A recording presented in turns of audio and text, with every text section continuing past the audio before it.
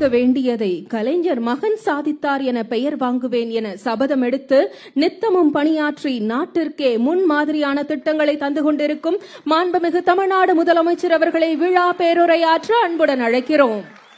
It's a privilege to invite our Honorable Chief Minister of Tamil Nadu to deliver the presidential address.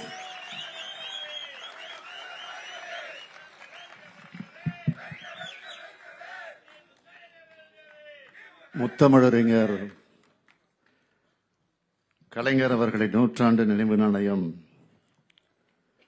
வெளியீட்டு விழா நிகழ்ச்சிக்கு பெருந்தன்மையோடு வருகை தந்து சிறப்பித்து நூற்றாண்டு நினைவு நாணயத்தினுடைய வெளியீட்டு விழாவில் பங்கேற்றிருக்கக்கூடிய மாண்புமிகு ஒன்றிய பாதுகாப்புத்துறை அமைச்சர் திரு ராஜ்நாத் சிங் அவர்களே,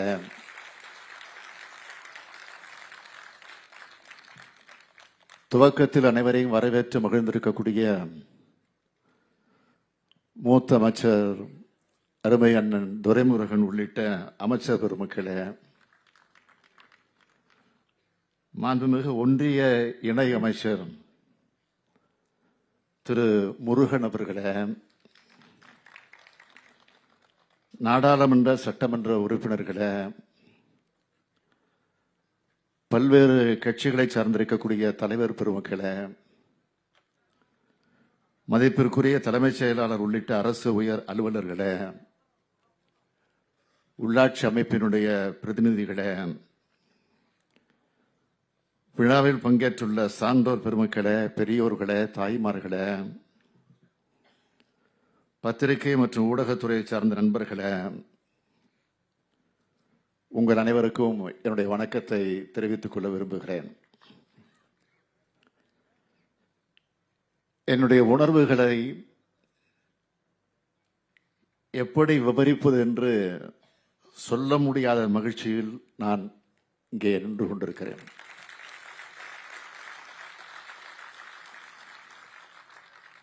நம்மையெல்லாம் ஆளாக்கிய தலைவரை சிறப்பு செய்யும் வகையில் நாணயம் வெளியிடப்படுகிறது. நயம் மிக்க தலைவரான கலைஞருக்கு நாணயம் வெளியிடப்படுவது மிக மிக பொருத்தமானது.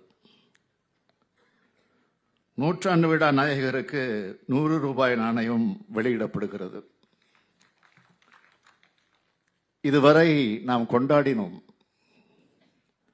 இதோ இந்தியாவே கொண்டாடுகிறது என்பதன் அடையாளம் தான் இந்த விழா.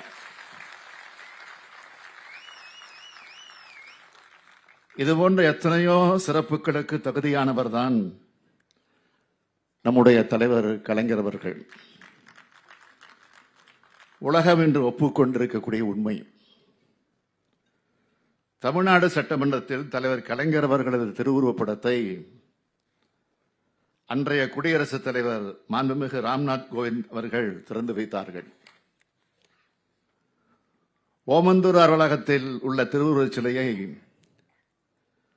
அன்றைய குடியரசு துணைத் தலைவர் திரு வெங்கையா நாயுடு அவர்கள் திறந்து வைத்தார்கள். அண்ணா அறிவாலயத்தில் அமைக்கப்பட்ட திருவுருவச் சிலையை அன்னை சோனியா காந்தி அவர்கள் திறந்து வைத்தார்கள். முரசொலி அலுவலகத்தில் அமைக்கப்பட்ட திருவுருவச் சிலையை மேற்கு வங்க முதலமைச்சர் மாண்புமிகு மம்தா பானர்ஜி அவர்கள் திறந்து வைத்தார்கள். இன்று தமிழக தலைவர் கலைஞர் அவர்களின் நாணயத்தை நமது நாட்டின் பாதுகாப்புத்துறை அமைச்சர் ராஜ்நாத் சிங் அவர்கள் வெளியிட வருகை தந்திருக்கிறார்கள். இந்திய ஜனநாயகத்தின் பாதுகாவலராக இருந்த தலைவர் கலைஞர் அவர்களின் உருவந்தாங்கிய நாணயத்தை வெளியிட இந்திய நாட்டின் பாதுகாப்புத்துறை அமைச்சர் வந்திருப்பது மிக மிக மிக மிக பொருத்தமானதுதான். 80 ஆண்டு காலம் பொது வாழ்க்கையில் இயங்கி அதில் அரை நூற்றாண்டு காலம் தமிழ்நாட்டின் திசையை தீர்மானித்த தலைவர் கலைஞருக்கு இந்தியாவே வருகை தந்து சிறப்பித்திருக்கிறது என்றுதான் சொல்ல வேண்டும். தலைவர் கலைஞர் நிறைவடைந்த நாள் முதல் நாள்தோறும் அவர் புகழைத்தான் போற்றிக் கொண்டிருக்கிறோம். கடந்த ஓராண்டு காலமாக அவரது நூற்றாண்டை முன்னிட்டு அவரது சாதனைகளை சொல்லும் பல்வேறு நிகழ்ச்சிகளை நடத்தினோம். தலைவர் கலைஞரை போற்றும் விதமாக பல்வேறு திட்டங்களை செயல்படுத்தினோம். அவற்றில் முத்தாய்ப்பான சிலவற்றை மட்டும் சொல்ல வேண்டும் என்றால், கிண்டியில் கலைஞர் நூற்றாண்டு உயர் சிறப்பு மருத்துவமனை, மதுரையில் கலைஞர் நூற்றாண்டு நூலகம், 1,15,00,000 மகளிர் மாதந்தோறும் 1000 ரூபாய் உரிமைத் தொகை பெறும் கலைஞர் மகளிர் உரிமை திட்டம், கிளாம்பாக்கத்தில் கலைஞர் நூற்றாண்டு பேருந்து முனையம். இந்த பெருமைக்கெல்லாம் மகுடமாக இன்று கலைஞர் உருவம் தாங்கிய நாணயம் வெளியிடப்படுகிறது.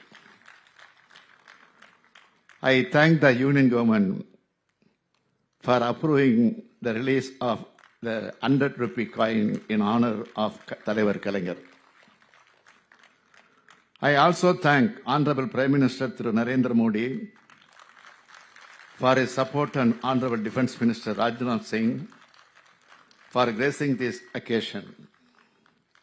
Though he started his career as a professor of physics, due to his interest in politics and by his hard work, he grew step by step from MLA to State Minister to CM of Uttar Pradesh and now as the Defence Minister of India. Honorable Rajnath Singh was my first choice in invite for this event. Although we have different political views, Rajnath Singh has always been someone who maintains positive relationships with people from different political backgrounds. இன்றைக்கு நாம் பார்க்கும் நவீன தமிழ்நாட்டை உருவாக்கிய சிற்பி தலைவர் கலைஞர் அவர்கள்தான். அவர் உருவாக்கிய கட்டமைப்புகளை பட்டியலிட்டு சொல்ல வேண்டும் என்றால் ஒரு நாள் போதாது. அவரது சாதனைகளை சொல்ல இதோ நாம் இந்த விழாவை நடத்தி கொண்டிருக்கிறோமே, இந்த கலைவாணர் அரங்கத்திலிருந்தே தொடங்கலாம். பாலர் அரங்கமாக இருந்த இதனை மிக பெரியதாக கட்டி எழுப்பி கலைவாணர் அரங்கம் என்று மாற்றினார். தாய்மொழியாம் தமிழ் மொழிக்கு செம்மொழி தகுதியை பெற்று தந்தார். மெட்ராஸை சென்னையாக்கினார். தமிழ்நாடு குடிநீர் வடிகால் வாரியம், தமிழ்நாடு குடிசை மாற்று வாரியம் போன்ற எண்ணற்ற திட்டங்களை உருவாக்கினார். 44 அணைக்கட்டுகள், ஏராளமான கல்லூரிகள், பல்கலைக்கழகங்கள்.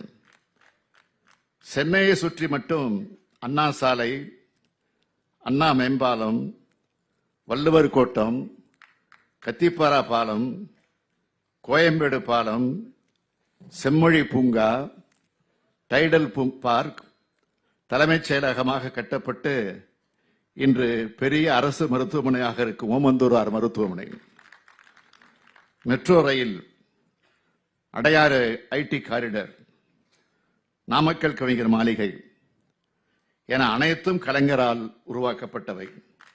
இதனை யாராலும் மறைக்க முடியாது.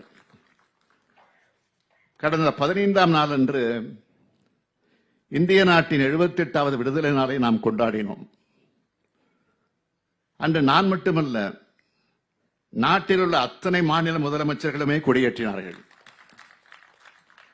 அதற்கான உரிமையை பெற்று தந்தவரும் முதலமைச்சர் கலைஞர் தான். 2000 ஆண்டுகளுக்கு முன்பு வள்ளுவர் சொன்னாரே, முறை செய்து காப்பாற்றும் மன்னவன் மக்களுக்கு இறையென்று வைக்கப்படும் என்று. அப்படி ஆட்சி நடத்தியவர் கலைஞர் அவர்கள்.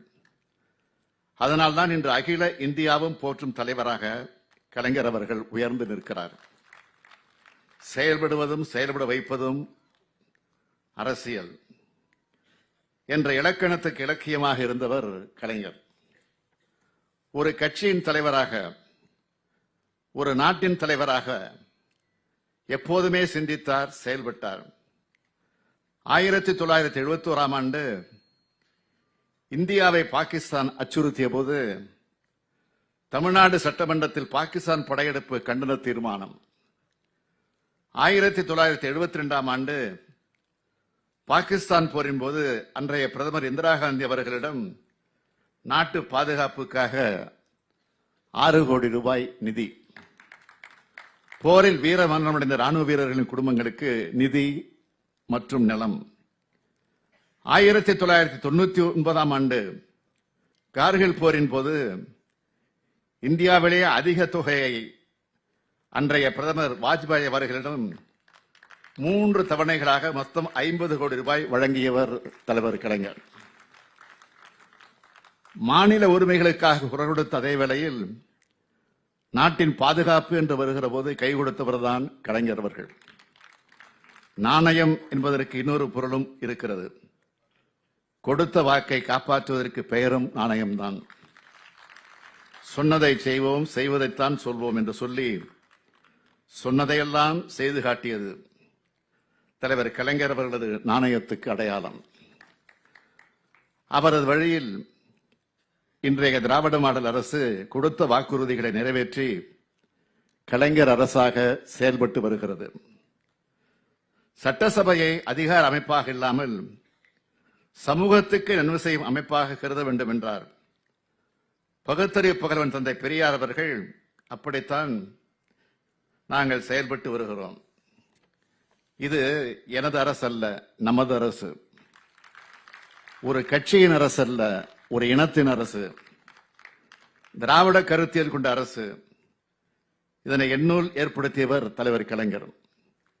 அந்த வகையில் கலைஞரே இயக்கிக் கொண்டிருக்கிறார். ஒரு மனிதனின் வாழ்க்கை அவனது மரணத்துக்கு பிறகு கணக்கிடப்பட வேண்டும் என்று சொன்னவர் தலைவர் கலைஞர் அவர்கள். இன்றைக்கு அவரது முகம் தாங்கிய நாணயத்தில் தமிழ் வெல்லும் என்ற சொல்லும் இடம்பெற்று விட்டது என்றால் இதுவும் கலைஞரின் சாதனைதான். தனது சாதனை பெருவாழ்வால் தமிழினத்தின் நெஞ்சத்தில் நிறைந்துவிட்ட தலைவர் கலைஞர் புகழ் வாழ்க, தலைவர் கலைஞர் புகழ் வாழ்க, தலைவர் கலைஞர் புகழ் வாழ்க. On behalf of the people of Tamil Nadu, once again, I sincerely thank Honorable Rajnath Singh for being here today to honor தலைவர் கலைஞர். நன்றி, வணக்கம். விழா பேருரையாற்றியமைக்கு மாண்புமிகு தமிழ்நாடு முதலமைச்சர் அவர்களுக்கு மனமார்ந்த நன்றி.